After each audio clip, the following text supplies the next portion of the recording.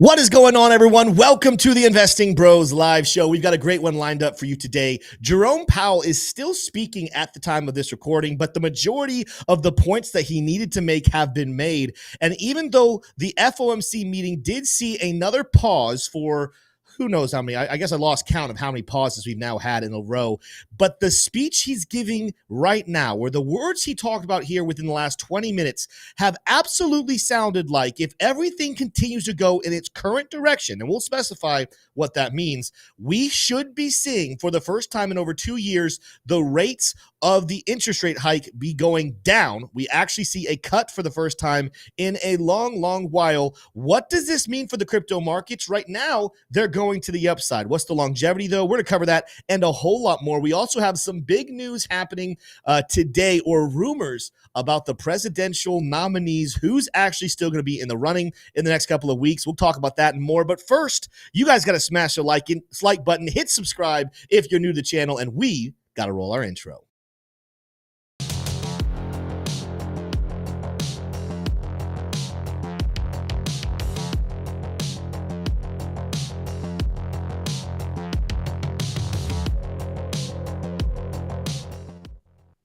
All right. There we go. All right. I was muted there for a second. T-Shroom, how you doing today, my friend? Better than I deserve, Tim. I really am. Good. That's right. How are you? Very good. I'm doing good. It was good getting to listen here for the last half hour to Jerome Powell and all the questions. I'll say this: we're going to get into the details. It's still going on live. I think there's views are a little bit low here. Normally we're already up over 100, but I bet a lot of people catching the tail end of Jerome Powell's speech. They're going to trickle in here probably in the next couple of minutes. But I'm going to start off by just teasing everybody. It was pretty dovish. I'm not going to go ahead and say it was the most dovish I've ever heard Jerome Powell be in the last couple of years. There's been moments where you see a lot of positivity from him. But this one, it's very much like he really wants to go ahead and just let the bullishness come out. He wants the dovish responses. He wants to see the markets go up. But whether it's he's being told to, or whether he's deciding himself to hold back the excitement, it's like a level of everything in his wording, if you read between the lines, is saying, guys, we're on a good track and we're going to see bullishness come in. We're going to see the markets. Well, I guess he's not talking about markets. He's just talking about the rate cuts. He's like, we should be seeing rate cuts by September. We'll talk about the details of that. But that's my overall takeaway at this point after watching him. T-Shirt, what about you? How are you interpreting this so far? Well, I would say it's dovish, and I would say it's bullish, and the markets are reacting accordingly. The markets are always the cheat code, right? And the Nas. I'll give you the live stats right now. I mean, the Nasdaq is up here 2.98%. The Qs are up 3.2. S&P's up 2. The Dow Jones up 1.5. The market is absolutely loving getting their biases confirmed. Don't you love that? I know I do. When my biases are confirmed, the market does too.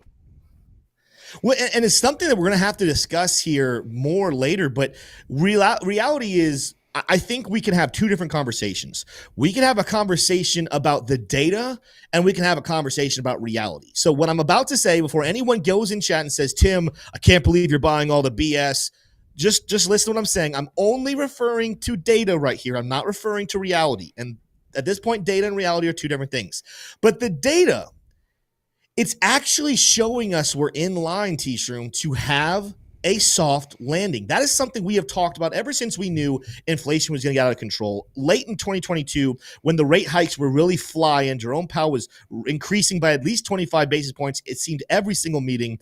The question was always, can we, with this massive inflation we have, with the record debt that America's government just keeps storing up time after time after time, every single month we hit brand new records, can we have a soft landing? Meaning, can we avoid a major recession, and better yet, a depression that mimics stuff that we saw back in the 1920s? All right, so this is why I say, don't listen to what I'm about to say and say it applies to reality, because I think there's a lot of things in reality people are suffering right now. I watch videos every single day of moms or dads crying their eyes out on social media, whether they're acting or not. I think it's a true statement that they are struggling to find ways to work 1, 2, sometimes even 3 jobs and still provide the life for their children that their parents provided for them.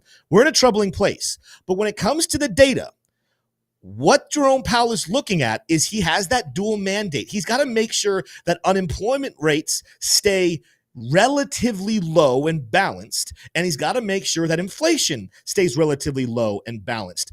And we're going to have a situation where he's going to have the opportunity, based off of data showing low inflation and data showing relatively low unemployment. Yes, it's rising a little bit, but it's still at pretty low levels from the data standpoint. This is a soft landing if we're able to start in September cutting rates based off of extremely low inflation and not really that crazy out of control unemployment. That would be an effective soft landing. That's the data side. From a realistic side, I think we know the piper still has not been paid for all the money that we have been printing over the last couple of years. The debt just continues to stockpile up and up and up. We're over $35 trillion at this point. And if we don't get a handle on it and fix it one way or another, pretty soon taxes are going to go double, triple, quadruple, because that will only be used to pay off our debt, not even to provide goods and services for the American people. So there's kind of a splitting of two tails here today, T-Shroom. There's the data, there's reality, but you know what? As we look at the Bitcoin and crypto markets, they care more about the data, and if you're a crypto holder, you should be paying attention to that as well. Absolutely. Well, let's take a look at the data, because the markets are up on the equity side, but they're also up on the crypto side. You have your bubbles pulled up or anything like that? Yeah, I want to start off. Let's just take a look here in the last hour. We normally look at the daily charts, but in the last hour, sea of green. Why am I looking at the last hour? Because everything this morning was kind of anticipation, volatile, not really much happening because we really weren't sure. We knew that Jerome Powell wasn't going to cut rates just yet, but we didn't know if he was going to be dovish or hawkish in his speech. Look at what we actually have going on. ICP up 2% in the last hour, MOG 1.9, TIA 1.5, TAO 1.4, a couple other big movers, BOEM 1.4, PopCat 2.1, Gala 1, Stark 1. This is good moves. I know 1% doesn't seem like a lot, but in the last hour, stacks up 1% as well. These are good things for sure. In the last day, let's just take a look at what the daily chart is looking like. Some of the bigger ones we're taking a look at: ICP, Caspa, Jupiter, Solana, Beam, PopCat, Aave, MOG, having some good days. So as a whole, especially because of what happened in the last hour, it's more green today than it is in the red. Caspa, I did a video this morning, everybody. I gave my price prediction for the next couple of weeks and the next couple of months into the 5 of what I think Caspa could look like. Go check it out. Not going to talk about Caspa in today's live show, even though it's doing phenomenal, because I want you guys to go watch the morning video on it. You'll get all your Caspa alpha over there. But let's go ahead and take a look here, T-Shroom, at the volatile markets here. Let's start off with Bitcoin, where Bitcoin has kind of gone up and down. Let's look at like the last 15-minute chart, or the 15-minute chart. You can see here, not a lot has happened. Even since earlier today, today's 31st, even since late last night or yesterday afternoon, we've had this slow trickle to the upside, a channel of kinds. You guys know, if you've been watching the channel, if you know anything about technical analysis, I'm going to go ahead and let you know it's not going to be detrimental. It's not going to be crazy. These actually sometimes, more often than not, break to the downside. What am I referring to right here? You guys can see a pretty consistent upward, higher highs and higher lows in a channel type format, but these more often not come to the downside. Could we see Bitcoin continue to fall back down towards 65K? I believe that's in the cards. Ultimately, though, right now, as we look at this 15-minute chart, we've had some bearishness. We've had some bullishness. We're bearish right now. I don't know if Jerome Powell is finishing up the speech with something maybe a little more bearish, but as a whole, Bitcoin not necessarily the biggest bullish call right here. And yeah, we're continue to watch this drop closer down towards 66,000. Let's address that here in just a couple of minutes. But again, some of the bigger winners, and we're seeing them drop right now, but ICP in the last couple of hours has been going to the upside pretty aggressively. T-Shroom, I don't know if there's any news that ICP has that maybe you could look up and give me some details. Watch, though, for a good resistance coming in. We did hit our take profit. We hit an order block here on the hourly chart. And if you come over here and you take a look at our oscillators, they're not flashing sell. So I'm not telling you 100% we're going to be moving to the downside, but I am seeing overextended. I am seeing reversal calls come in. I see that our oscillator here on Luxalgo is the highest we have been on the hourly chart since all the way back here on July 24th. When we hit that level back on July 24th, that was actually a very good top signal that we had a correction. Am I saying that ICP is going to correct long term and the bulls need to just give up because the bull market's over? That's not what I'm saying. I am telling people, though, be prepared for a level of some sort of retracement on some of these assets. While I do interpret what Jerome Powell said as dovish and long-term bullish, it was not something that should make people go nuts and have to buy right now. I still think that a couple of the altcoin prices could retrace just a little bit more before they're ready to make another run. That does not mean I'm bearish, everybody. I want to make sure people understand this. I'm not saying I'm bearish. I'm not saying sell your crypto and run for the hills. I'm saying, are you looking for more buying opportunities? I think that you're going to get a better deal than what you could get at this very second as a recording. With that said, though, let's do something we don't do that often. T-Stream kind of hinted at it, but let's take a look at what the S&P 500 and the stock markets are doing right now. This is the S&P 500 up today, but even if you were to just be looking at the last hour, it has responded very positively and currently is flirting with the 1 hour smart trail of resistance, and it could flip that into a bullish one again, which could be very, very good long term. Look for a move even back up towards 5,600 before major resistance comes into play for the S&P 500. But up 1.9% in the last 24 hours. Don't sleep on that. That's a good big move for our S&P 500. Dow Jones, not quite as bullish, but you can see here has sustainably been bullish for the last couple of hours. Today has been a good day for them. Now, they are reaching a little closer here on the Dow Jones to being a little overextended on the hourly chart. Would not be surprised to see a small retracement there. But a couple other things we're looking at. NASDAQ up 3.2%, has a little further to the upside. It absolutely could run. Tesla bouncing back up 4.5%. MicroStrategy's up 3%, give or take. DraftKings 4.7. As a whole, with the exception of Microsoft, a lot of the main stocks that we watch here on the Investing Bros channel, they are responding extremely well to this news from Jerome Powell and the impending cuts that we should be seeing come September. But with that said, we'll come back and do some technical analysis on some of your favorite altcoins later on in the show. But I kind of want to get into this discussion as more and more people are piling in. I think people are going to be flocking over from watching Jerome Powell live. T-Shroom, let's kind of get into our conversation. Let's engage with chat about our expectations, our feelings, and responding to how Jerome Powell handled today's press conference. I'm going to start off by saying something. I want to throw it to you. Do you get the feeling that in his prepared statements, he simply takes last month's or previous meetings speech and just runs it through Chat GPT just to change up some wording here and there and then says, all right, good enough? Because I feel like he says the same points time after time after time after time, at least for like the last 6 meetings. Did you catch that? Let's look at it. You asked the question, how many times has he paused, right? And Wikipedia actually has an entire page dedicated to this. We use Wikipedia quite a bit, don't we? We do. Ever since September 20th was the first pause. July 26th, 2023 was the initial hike from 5 to 5 point. I'm sorry, not the initial hike. It was the final hike of their hiking cycle. The quantitative tightening cycle, and now we've had pauses all through to the present. This doesn't reflect today's decision, but yeah. So I mean, copy and paste. I mean, ChatGPT could absolutely do it. I would, if I'm Jerome Powell, though. He seems like a pretty scrupulous individual. I would see him at least reading back over what ChatGPT puts out. But hey, why not? Maybe they have their own proprietary AI that they use there. That came in with Fed now. I'm not sure, but it's a valid observation, Tim. It does sound very formulaic and very very rehearsed, to say the least. Yeah.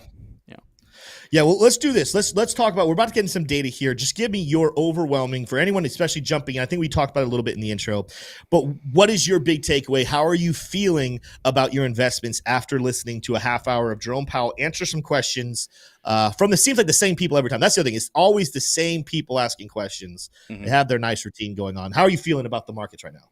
I feel great. Since the Bitcoin 2024 event in Nashville, I've actually made some more allocations I'll go ahead and say a couple of them, or one of them was Chainlink, right? So I've been taking risk into this event because of the high level of certainty that it was going to be priced in. It was a pause.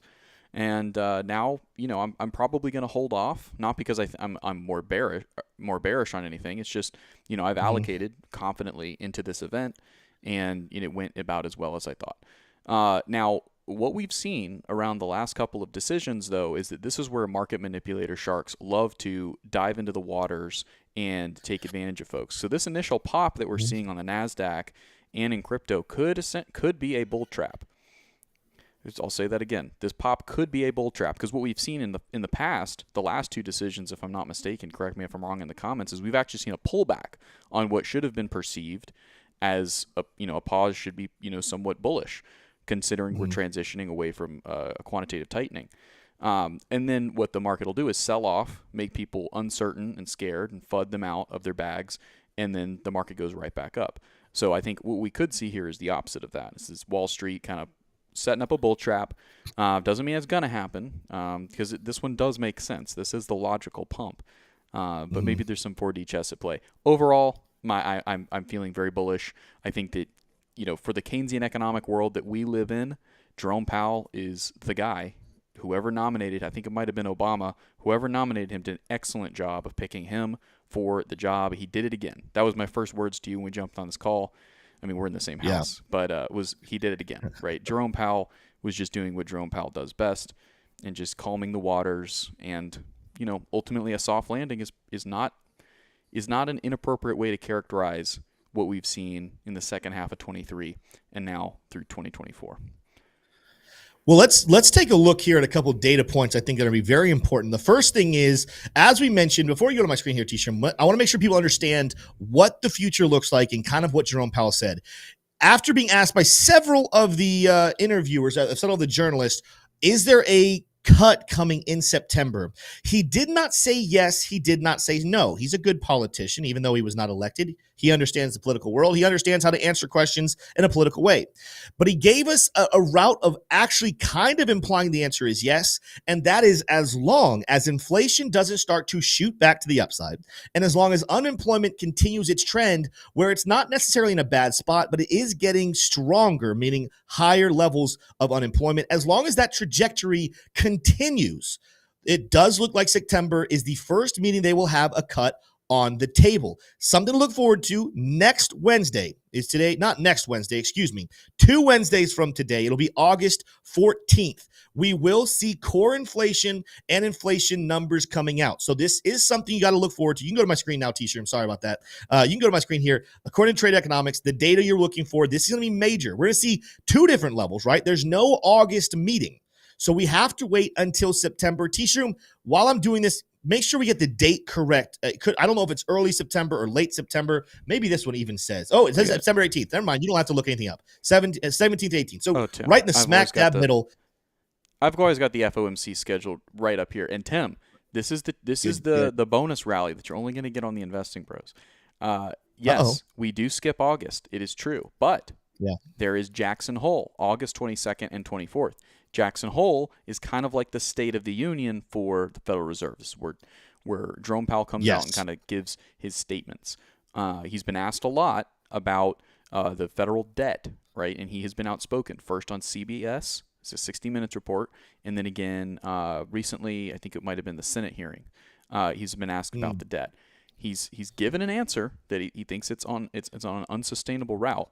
I wonder if that's a part of the Jackson Hole speech that he'll linger on and kind of really highlight. But yeah, don't miss it. Don't think that just because we're missing a decision in August, we are missing a decision, but we are getting a press briefer from him. And whenever he's on anything, even if he's just speaking at some economic forum in Paris, right, it is important the market will move if he says anything spooky.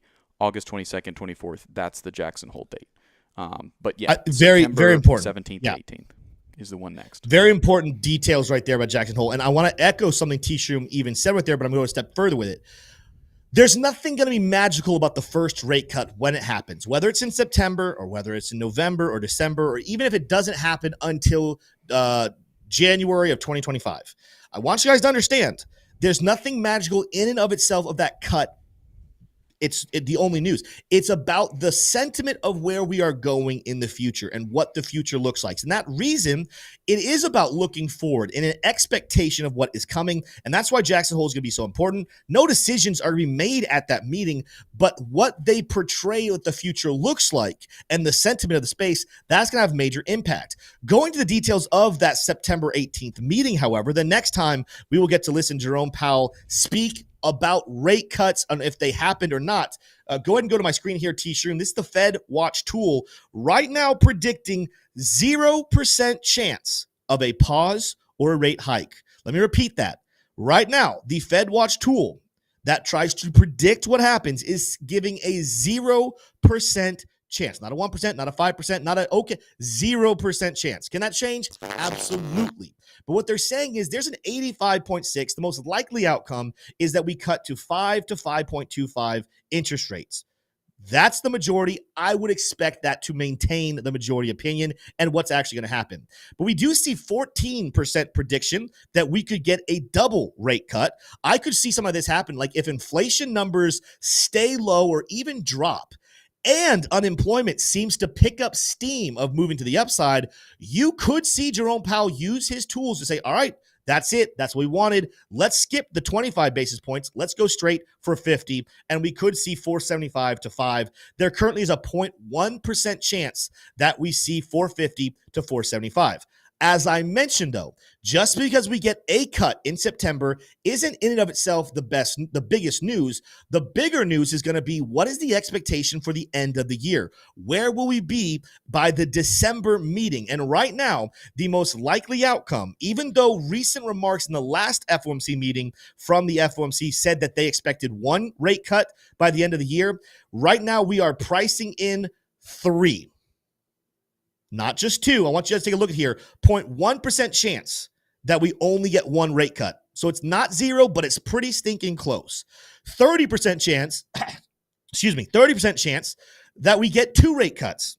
But the most likely outcome at the moment with a 60.4% prediction, you're going to add in that 9.3. So we really could call this pretty much 70% chance that 3 rate cuts happen before December. That, ladies and gentlemen, is extremely bullish. That's one of the reasons why we are still looking forward to some of the biggest gains in not only the Bitcoin space, but the altcoin space with what we like to call alt season. I've said it now for a while, but based on the 4-year cycle, that should happen in December. And I look at the convenience of this news saying we could get to a 3rd rate cut by December. Could that be coincidental, or was it planned all along? Altcoin season's right on track. If you guys love alts, own alts, this should excite you very, very much so. As a whole, though, let's move back over to the charts. Now, T-Shroom, timelines are very important here. You said something here a little bit ago that I want to make sure people understand. It depends on, are we talking about the next hour, next 3 hours, next day, next 5 weeks? Because I agree with you that I think there's a lot of things happening right now that would almost imply like a bull trap. I even said in my charts here just a second ago that I do believe that we're going to be heading down just a little bit. But there are some signs on the charts that we could see a short-term bull trap turn into a longer-term bear trap. Let me show you what I am looking at. I want to start off by being just very realistic on the daily chart. Currently, the daily chart I would put into the camp of bearish. Want me to explain why? Well, first of all, we hit the buy signal that we got all the way back here on July 14th. The daily chart ran into the take profit level. It hit a very bearish breaker block and is reversing at the moment. You also will see on our oscillators, the MACD looks to be crossing bearish today. The RSI is approaching that 50 level once again. And even though this is not extremely bearish on our Luxago oscillator, you do see more recently red reversal, bearish momentum, and slightly negative money flow, right? So the daily chart somewhat looking a little bearish. However, that can change very easily because while it's leaning bearish, it absolutely can turn quickly. When you start to look at other time frames like the 6 hour, the 4 hour, you are seeing the signs actually that more bullishness is coming in. Positive money flow, green reversal, green momentum, bullish MACD here on the 6 hour. Same thing happening here on the 4 hour. We're dangerously close to hitting take profits on shorts on these time frames. getting hit once again by this breaker block. Do not be surprised, as I just mentioned, to see price come back down a little bit lower. I've told you guys a couple of days ago, I still would not be surprised to see Bitcoin drop closer to or below 65,000, hitting this take profit, maybe even coming all the way back down to 64K, even though I don't think that's necessarily have to. But I guarantee you, based off of recent movements, people are going to be bearish on this, especially with the more dovish conversation that Jerome Powell just had. People are going to assume we should just shoot up and to the right now. I'm trying to explain to you in a time frame that's not going to happen. Right now, everything is saying that we should be heading to the downside. Even going look at that hourly chart I drew for you during this live show. If you guys scroll back on it, don't do it. Keep staying with this live. Go back and watch later. But anyone who's watching can verify in chat. If I'm telling the truth, put a 1 in chat verifying. We drew this level of a channel when the Bitcoin price was up here at 66,400. And I said, guys, do not be surprised to see a fall back down below 66K. Verify that, everyone who is in here. That is live happening on the show. We're going to continue to keep going to the downside. However, when I start to come up to these middle time frames, the things that tell me what the next couple of days look like the 4 hour, like the 6 hour, like the 8 hour, we are getting very close to strong levels of support. I will not be surprised whatsoever to see price hit our take profits on the shorts and then move to the upside. Why? Because this information right here, this one right here, when we take a look at September and we're predicting a rate cut is coming and we know that that rate cut will be bullish, do not wait until September 18th to predict a movement. Markets do things called buy the rumor, sell the news. As we anticipate and start to look at the bullishness coming in based off a rate cut in September, people are going to start buying now. They're going to take advantage of very good opportunities like 65K, 64K. They will start buying Bitcoin, altcoins. They're already seeming to be buying stocks right now, and they will make price rally up into September. Don't be surprised if we actually get to the September date, we see a cool off before the meeting and then a rally once again, maybe not as explosively, but a rally once again once we have the confirmed rate cut. But if you wait for the actual news to come out that we're cutting rates, you will be way too far behind on a great buy order. You buy now in anticipation. After the correction, that's when you buy and you get ahead of it. Don't be surprised around August for Jerome Powell to come out at Jackson Hole, speak extremely positively about where inflation is, about where the markets are, and I think the price really starts to go there mid-August. That's what I'm kind of watching at this point. But as a whole, short-term, negative price action, middle-term, bullish price action, long-term, you guys already know the answer. The bull market's not even close to being over whatsoever. It's going up and to the right. T-Shroom, let's go ahead and get into some bigger stories, though. We covered the biggest one of the day, the FOMC meeting, but it's not the only thing that Bitcoin holders, crypto holders should be paying attention to. What else do we have on the docket today? Absolutely, Tim. Well, let's go ahead and jump on into the news section here. We have some juicy headlines. We already covered the Jackson Hole is going to be in August. Do not forget about that, August 22nd through the 24th. Just a little bit more dripping in here from the FOMC story. This is hot off the press from Zero Hedge pointed out in the Q&A. Powell said we are not thinking about a 50 basis point rate hike just now. So likely it'll be a 25 basis point hike when we get there. And Tim kind of laid that out through the predictive tool that we just referenced there. So this is a big breaking news that could be very, very big for Orange Man. RFK Jr. canceled multiple campaign events and is to drop out and potentially endorse Orange Man. What is your reaction, Tim? What is your reaction to this right here? This is a pretty intense headline with some pretty intense implications for the 2024 election. Let's start off with the clarifying statements here. This is a rumor. Yes. I don't want to report this as facts. I've heard it now from several places, but nothing. Let's just even pretend the fact is he's canceling these campaigns. We're going to address that in a second. That doesn't mean he's dropping out, it doesn't mean just because he's canceling campaigns that he's going to drop out. But let's pretend he does cancel his campaigns because he's dropping out. That doesn't automatically mean he's going to be endorsing Orange Man. So there's a couple layers here to where even if this rumor is true, that doesn't mean the next one is true. And go on and down the road, right? But why is this significant if it is true, and why simply that statement? Let's start with the top, the tipping point, the funnel of all the rumors. Is he canceling campaigns? I think a logical explanation of this points to the road of all of these rumors being true. You do not cancel campaigns this close to election if you're still serious about doing it.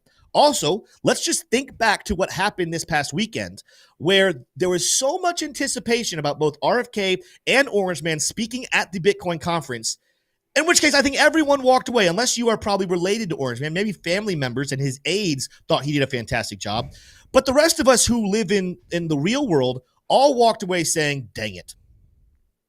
RFK is the better option if you're a Bitcoin holder. He is the better Bitcoin president. I think we can all agree on that. This goes back to something that we speculated on a very, very long time ago. I want to resurface the concept and explain why I think that he's dropping these campaigns to drop out of the entire race and probably will endorse Orange Man. I almost said his name there. Orange Man. We said early on, even though RFK is an extremely intelligent man and someone that I admire very personally, I don't think anyone, even himself, believed he truly had a chance at being elected president as the 47th president of the United States. Maybe he's still around in 2028. Maybe he has some more momentum then. But for 2024, he never had a true chance of becoming president. However, I think he understood that he wielded a good amount of power. Having previously been a part of the Democrat Party, yet not aligned with them on almost every single issue that is their platform, he always was going to be a little bit more of a stealer of Democrat votes than Republican votes. I think he probably has a couple. I think, especially with this last weekend, he probably picked up a lot of crypto votes. But there's a thought that was in the past that was almost like, you know what? RFK staying in the presidential race might be beneficial to Orange Man because he steals more Democrat votes than Republican, and he could help. All it matters is in the Republican Party gets more votes than the Democrat Party or vice versa. If he can steal more Democrat votes, it makes sense for him to stay in. But the minute he becomes somewhat of a threat to Orange Man, to the Republican Party, the one that I think he actually wants to win presidency, that's the time for him to step down and endorse that candidate. And like I just said, we all walked away from this past weekend, at least me and T. Shroom. If you guys disagree with me, let me know in chat, but I think we all agree. If you had to make your decision about who to vote for as president because you thought that you want a president who's pro-Bitcoin, this weekend was very clear RFK would have been the better choice if it was really a fair race. I think there's some signs that he was stealing some momentum away from Orange Man. I think he knows this. We recently heard a very secret and behind-the-scenes phone conversation between RFK and Orange Man that clearly communicated they know each other, they respect each other, they are friendly, they are aligned on many issues. Not all, but many. So as I'm looking at all of the details we do know, the logic we do understand, and then seeing these rumors start to come out, it makes a lot of logical sense that this is all true. But again, it's not factual yet. We have not gotten confirmation. But if these rumors are true, do not be surprised if in a very short order, we do hear RFK go ahead and endorse Orange Man. And what I would love to see, this one isn't necessarily going to happen, but I hope it happens. I think many of you hope it happens. I would love to see Orange Man select RFK as one of the cabinet positions to serve in his presidency. That right there, ladies and gentlemen, would possibly be the ceiling, the nail in the coffin that Orange Man would win the election. Not that I think that he's not going to at this point, but I do think the Democrats behind President Unburdened have picked up a little bit of steam. This could be very ground shaking. RFK does have a large support behind him. And if that rallies behind Orange Man, I think that's it. I think we know who the next president is for certain. T. Shroom, do you agree? Do you disagree? What are your thoughts about that? Yeah, no, I mean, I generally agree with most of what you said there. AMS doesn't, though. I said, why would he steal Dem votes but endorse a Republican? That makes no sense. Well, first of all, I can explain. A lot about this election doesn't make sense, but it can happen very easily. Go ahead, Tim. Let's start with this. So this is the words of Democrats. I'm not even making this statement up. I'm about to say something that literally if you watch CNN right now, you will hear them talk about this concept. The Democratic Party is fractured. It is broken. They're going at each other's necks. not that there's not a spectrum. There's a spectrum in the political world here. Go to my full screen here, T-shirt, because I need to make a point with my arms, and if I go too wide. Spectrum. You have the right, you have the left. You don't have to be right in line with each other to be on the same side. There's a spectrum. But I would make the estimate that the Republican or the more right is a little bit more together on most issues. Are there Republicans who disagree and are farther left or farther right? Absolutely. But I would make the argument that most Republicans are in a tighter grouping right now than Democrats. Democrats are spread all over the left and the middle of the chart. You have people like Joe Rogan, for example, who has historically identified himself with the left, with the Democrats, but is now being perceived as a right-wing ring extremist. Why? Because while he has not changed his views, he has not changed who he is as a person, he has stayed true to the same person he was 20 years ago. The left keeps moving farther left and farther left and farther left, and anyone that doesn't come with them, they scream at, they belittle, they don't want anything to do with them. Why is RFK stealing more Democrat votes? Because a lot of the Democrat Party, while there is a large majority that has gone farther left, there's a large portion of people who are staying right there in the middle. They're staying what they perceive as still liberal, still democratic, but is being called moderate or right wing. They're not people who necessarily love Orange Man. They're not necessarily looking and biting to go vote for him, but they definitely don't want to vote for the far left, people like President Unburdened or President Sleepy Man. RFK stole those people.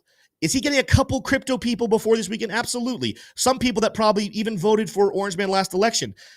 But he's stealing. The majority of his base, his voters, are coming from the old school Democrats who do not agree with the Republicans. You don't want to see some of the policies that Orange Man wants to institute, but they are so fed up and tired of the further progressive movement of the left, they're voting RFK. But if RFK endorses Orange Man, all of a sudden, I'm not saying they all come because there's still going to be that anti-Orange Man movement, but I think that Orange Man does select enough of those votes to easily win this election against President Unburdened. I think, yeah, Matt C in chat is literally, he just tagged me saying, you are describing me to a T. I think, I hope I'm not being aggressive here. Well, I think there's probably a lot of people in here more conservative, probably historically more Republican. I am not going to be surprised if several people, even in chat, are kind of saying amen right now. You are describing me. You are describing who I am as a person. That is something that I'm not going to be surprised whatsoever. Rhonda Toussaint said, Tim, you're a Republican. Here's what I'll say. I'll be honest with you guys. Transparent, only fair to this. I grew up a Republican. My parents were Republicans. In my youth or my college days, which was, oh gosh, so long ago, like 12 years ago. I'm getting old, people. I'm getting old. I know I might still come across as young to some of you, but I'm getting old. But 12 years ago, I absolutely came to a position where I call myself more of like a moderate libertarian. Do I have conservative Christian values as a follower of Jesus? Absolutely, I do. But I also have some issues where I think that the Republicans have really, really ran away from what the early country wanted to accomplish. More often than not, if you want to ask me where my policies are, I'm going to ask you, where is freedom? Are we restricting freedom of individuals? I don't have to agree with someone's lifestyle to believe that someone should have the right to do something as long as it doesn't violate some other people. So am I a Republican? Absolutely not. I'm not registered Republican, and I actually have voted against Republicans several times. With that said, I am not going to apologize for being more conservative and not a part of the progressive woke movement.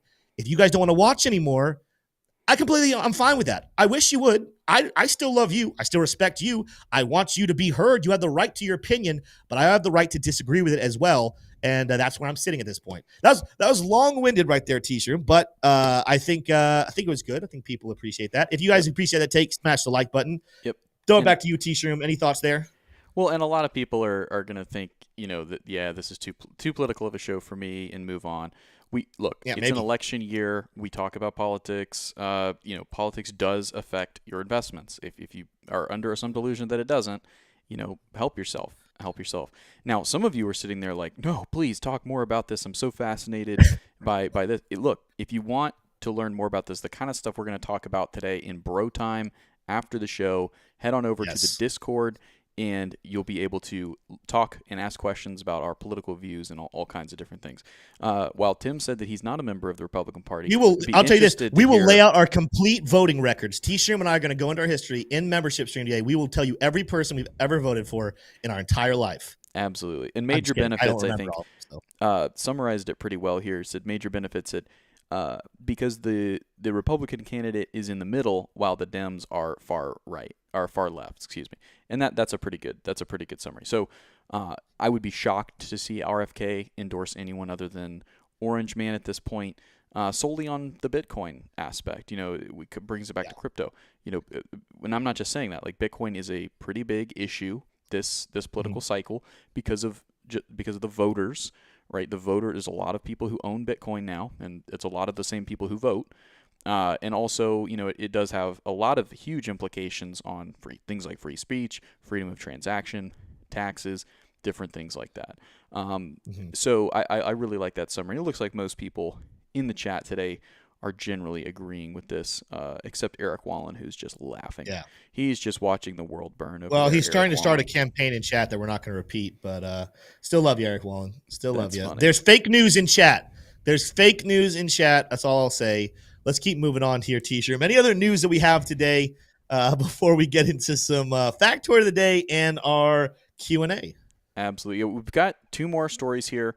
And we'll breeze by them pretty quick. We got to give credit where credit's due, guys. I've been a fan of Gary Cardone, and now I'm an even bigger fan. I don't know if you saw this headline yet, Tim, but look at this one. Gary Cardone donates 12.8 Bitcoin worth $852,000 to Orange Man. Yeah, Donald. You can say Donald as long as we don't finish that. Cardone said this is the most important movement in world history.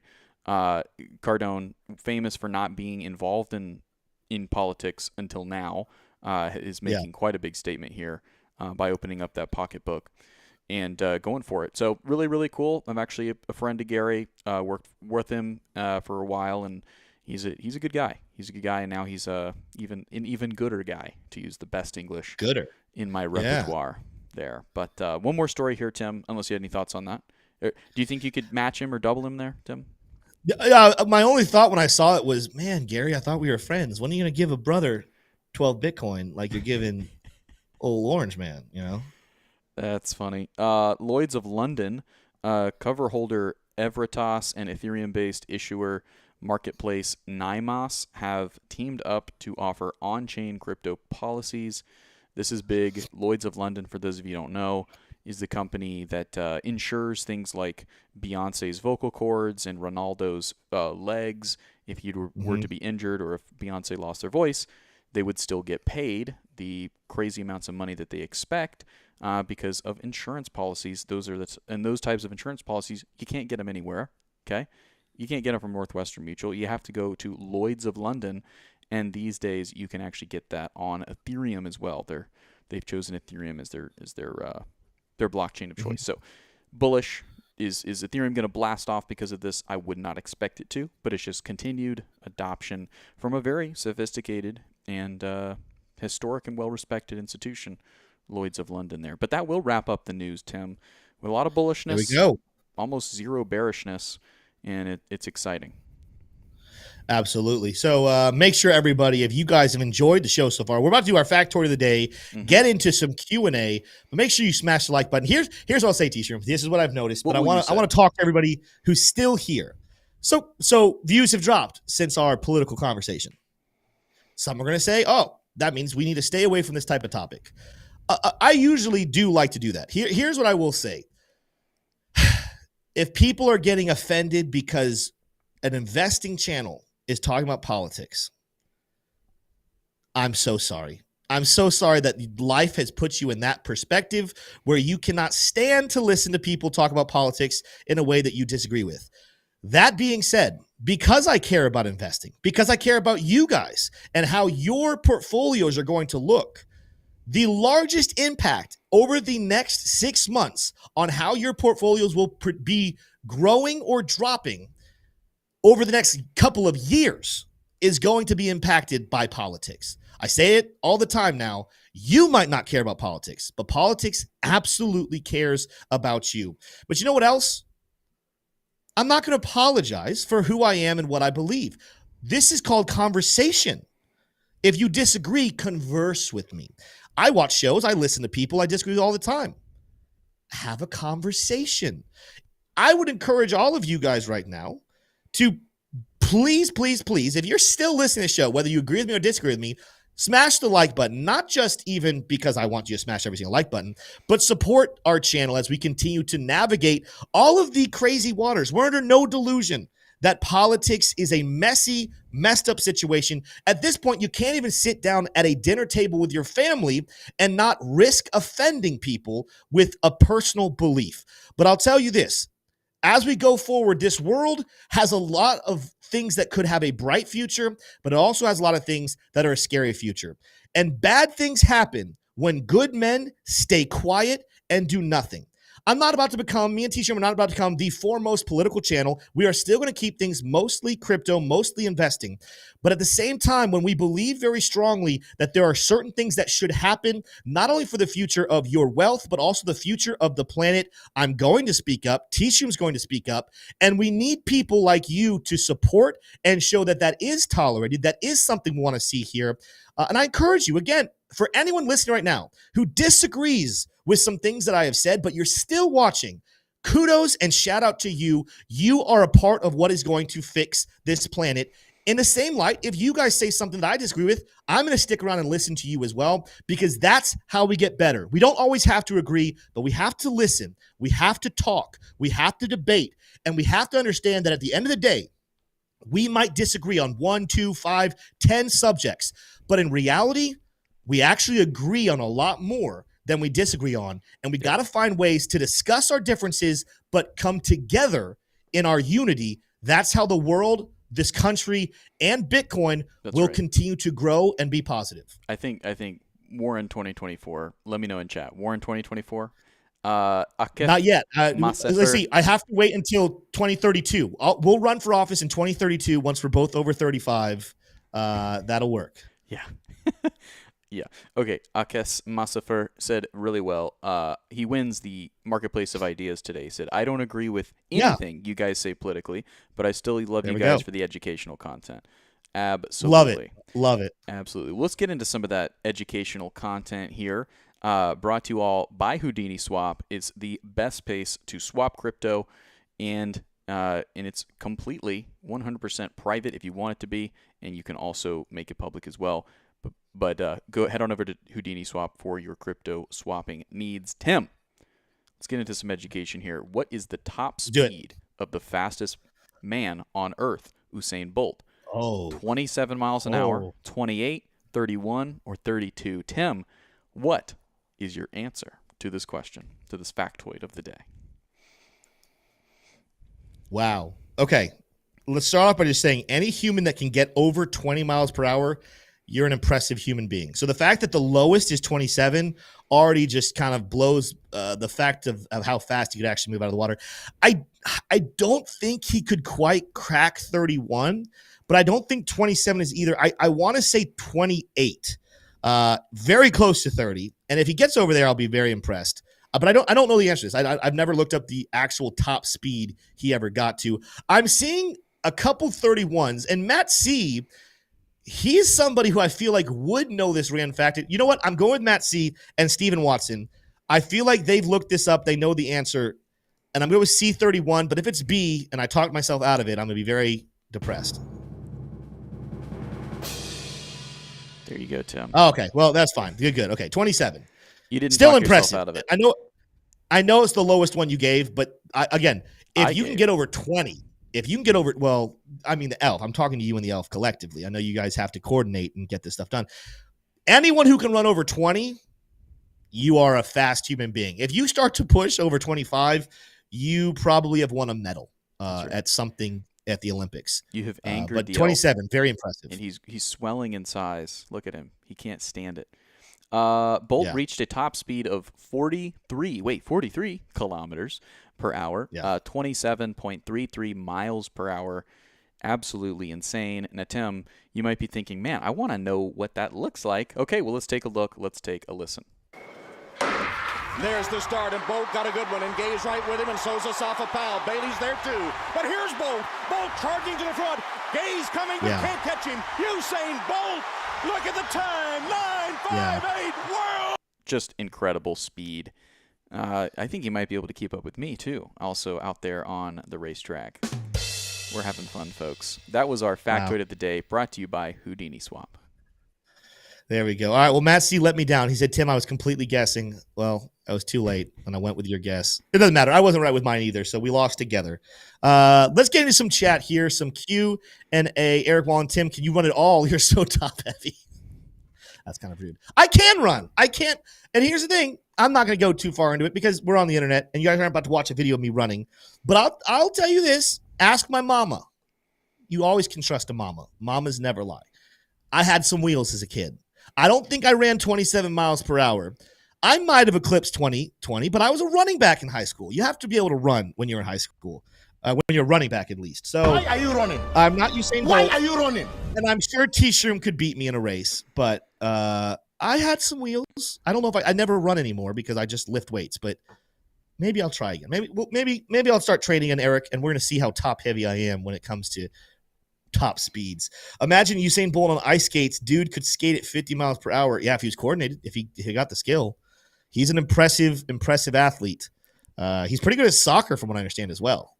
Could not break it in the NFL. They actually had him go out to a tryout for the NFL because he could run past people, but the DBs are too physical for him. Football's a hard sport, ladies and gentlemen. Yeah. Takes some grit. It's a sport. You have to be like as strong as Tim to be able to play a sport like football. It's true. Yeah, you have to be as strong as me. American That's football. true.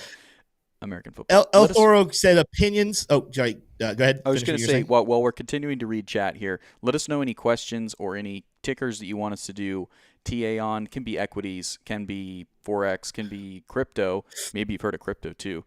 It's something we bring up every now and then. It's kind of on the rise. But yeah, let us know. What do you want us to look into? It doesn't have to be TA. It could just be questions about anything. But yeah, what else are you seeing on there, Tim? Yeah, El Toro said Q&A opinions on left translated cycle. You guys don't seem to even consider it right. I don't know what this is. Saw a video of a camel with some state. All right, I'm going to be really honest with you, El Toro. Love having you in here. T-Shroom, can you read that comment? Do you understand what that's communicating? On a left translated cycle, you guys don't seem to even consider it, right? Saw a vid of a camel with some statements. That looks like you put words into a AI system and ask them to jumble it as much as possible, make it look like it was a statement. I don't know what's being asked here. Could you rephrase what that means? I'm very confused. Do you guys think we will close the gap before we go higher? Let's take a look. I'm assuming you're talking about Bitcoin. Let's take a look at the gap. What they're referring to right here is a gap that we actually have from way back here during the weekend of July 12th through July 15th. This would be a price gap. You go from where the day closed at 57,955 all the way up to the lowest wick we have, which is pretty much right there on 61. Are we asking, can we or will we go to $58,000, give or take, or a little bit below to close this gap? I'm going to start off. Let's just talk about this in terms of not yes or no, but probability. Is the probability likely that we end up filling this gap? I'm going to say probably no. I think there's a lot of support. I think we drop back down potentially towards 64K, but there's so many reasons even right now for a price to move more aggressively to the upside before downside that I'm going to put the probability below 50% for sure, probably put it somewhere closer down to 10 to 15% chance, which is still actually not that bad of a probability. Is there that chance we end up dropping down towards 50K and fill some liquidity that we have on high block down here, long positions closer to around $51,000? There is a chance. Therefore, there's a probability that's non-zero. With that said, though, as I go to the normal Bitcoin chart, where we are currently sitting at 65,000, so we're getting a lot closer to some things that I discussed here. When you listen to what's happening right now, we're dropping. This has a lot more to do with market manipulation, bringing the boat back, than it has with actually being very bearish. And you take a look at these lower time frames, and you say to yourself, all right, boom, we're looking for these pullbacks we discussed earlier. Lots of support between us and that level. I believe even if you go to the daily chart, you're going to start seeing some support. Let's just pretend we go to the fullest extent of what the daily chart's capable of. Support's going to start on 62K. It's going to end here on 60K. I would be very surprised. So again, higher or lower than 50% chance of dropping below 60K, let alone going all the way back down towards 58 to fill that gap. Is it possible? Yes. Probable, at least in this case, in my personal opinion, not highly probable. I'm first looking for 64K now that we are roughly touching 65. I've said this now for a couple of days. 64K is my next spot I'm watching. If that gets lost, 62 to 60 looks like a good spot based off the daily, pulling back to that smart trail and finding some support before the bigger move comes up and to the right. Good question. I think that's a very, very good question. By the way, if you're asking about alts, we can take a look at alts specifically, but it's going to mimic Bitcoin pretty decently with a pullback and then a rally to the upside. For all of our members, our VIP members, I am going to, after the show, we're having a membership meeting with our membership group called Bro Time with our YouTube members and all of our members in our Discord. Make sure you guys join if you want to be a part of those. But I am going to be putting some limit orders that I think are very advantageous, taking recommendations from our VIP members, telling them where am I looking to enter long positions next. Look forward to those coming out this evening. El Thoro, you clarified here. Sorry, guys, I was busy with something else. I was curious on you guys' opinions on the left translated cycle. So you say that again. I'm not familiar with what you mean by left translated cycle. I saw another YouTuber with a camel in the name. I will drop the vid in Discord. He had some. Yeah, I think El Thoro, because I'm not familiar, unless T-Shroom is, I'm not familiar with what you're talking about with a left translated cycle. And that makes more sense. His name was Camel. I will take a look at the video in Discord and give you my feedback over there. Tim, a left translated cycle is a pattern in the cryptocurrency market where a digital asset's price increases earlier than the expected and then significantly drops. This pattern is also known as a left-sided cycle. In a left translated cycle, the peak occurs before the cycle's midpoint, which can indicate that the cycle may be shorter. Kind of sounds to me like some buy the rumor, sell the news type of thing. Well, it kind of sounds to me like some of the stuff that Magic Internet Money does, but possibly. Look, there's a lot of ways to skin the cat when it comes to technical. This is just one of those things that we don't do a lot with. So, I think we're getting a huge lag on the Wi-Fi.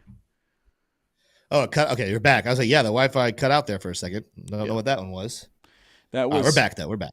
That was just some disturbance in the force, is all it is. A little solar flare. Nothing to worry about. Yeah, there Yosemite picking up. We probably have time for one more question. Shout out to 5454. Well, thank you for the knowledge. Absolutely. Thank you for being here. As Crux is saying, guys, come join. If you are a YouTube member or a Discord member, come join us in Discord right after the show for Bro Times. It's going to be a blast. Tim is hard mugging T-Shroom. I guess our freeze frame was very impressive there, T-Shroom. It's a FOMC day, so let's end off with an FOMC question. In the meantime, Tim, maybe you pull up H-bar. Seeing a lot of activity and curiosity around H-bar, Hedera, right. Hashgraph. But there was an FOMC question. Mr. Generosity, without donating a super chat, Mr. Generosity said, if we don't get a cut next month, what will markets do? And that's a good question, but also remember, in August, there's not going to be a decision, so it's going to be September that we'll get the decision if we're going to get a cut. And I will answer that if we do not get a cut in September, that will be bearish, because I think the market is very much pricing in a cut for September. Well, and let me clarify that. The market hasn't priced in a cut for September, but between now and September 18th, unless the inflation shoots back up. So this is what you guys need to understand. If inflation shoots back up into the high threes, or if unemployment starts to drop, meaning there's more and more people with jobs, that is something that could reasonably cause the Fed to not cut rates. But if the trend continues and inflation stays still or keeps dropping, and or we see a dramatic rise in unemployment, that is going to bring a rate cut. And if it doesn't, T-Shroom's absolutely right. Price will bake in a cut. It'll start rallying before, in which case what I actually interpret is a rate cut, maybe even somewhat bearish, but mostly sideways boring because the price is baked in. If we have no rate cut and we were expecting one, you could see an actually pretty big fall in prices because people would be sorely disappointed. with that said, let's take a look at H-bar and we'll close out the show for today here, T-Shroom. Let's come out here. Let's get rid of some of this stuff a long time ago doing charts. It's been a while since we did H-bar charts. The first thing I'm going to kind of look to notice here, and I'm going to go with candle body closes just because the wicks are so low, but it is technically kind of a level of a zone that we should be watching here.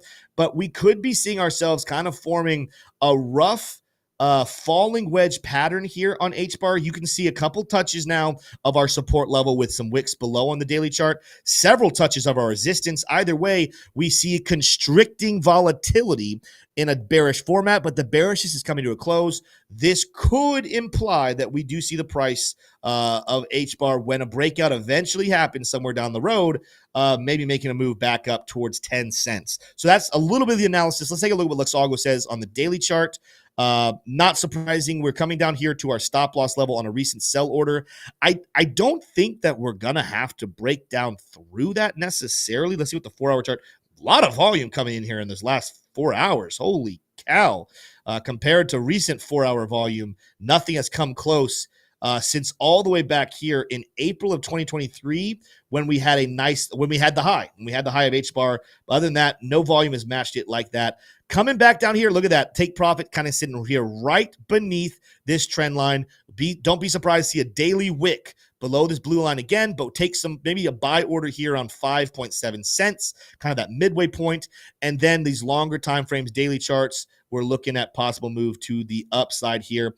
But bigger move coming down first. Not seeing overwhelming buy order here. There was a good buy signal back in here that would have given you a short-term long position for H-bar, but we're not seeing that necessarily be repeated. What I'd like to see, and this is probably going to happen, is a lower close on a daily chart, a lower close of candle bodies, but a higher low with oscillators.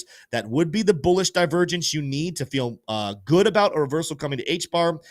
So this is a don't do anything just yet. Possibly put some limit orders in again around 5.7 cents, give or take. But I think there's a decent chance a falling wedge pattern in H-bar could end up playing out, and we could in the next couple of weeks or months see roughly a 10-cent signal or price action for H-bar. That's not my long-term price prediction. That's not necessarily the top of the market, but that's short-term what a big breakout could look like after this correction is over. With that said, that's going to wrap up today's show. Overwhelmingly, price is down, but the future is bright for crypto, for the stock market. What Jerome Powell said today at the FOMC meeting is a reason why you should continue to hodl your portfolio and look for opportunities to add, because the bull market is still very bright and it's still coming hard and fast. Smash the like button on your way out. Hit subscribe if you have not already. Love you guys. See you tomorrow. Adios.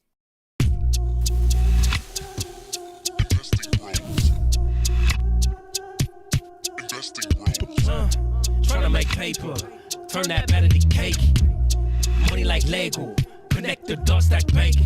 We are investing bros. We are investing bros. Army pipe, lethal on trade. Entries and exits, worthy of praise. Tim, the professor of the TA. Shout it out loud on the PA. T-Shroom's news, got the word. Doing better than what he deserves. Beamer, leave no evidence. Soon fly coop with his dividend. Trying to make paper, turn that better to cake. Money like Lego, connect the dots that bank. We are investing bros. We are investing bros.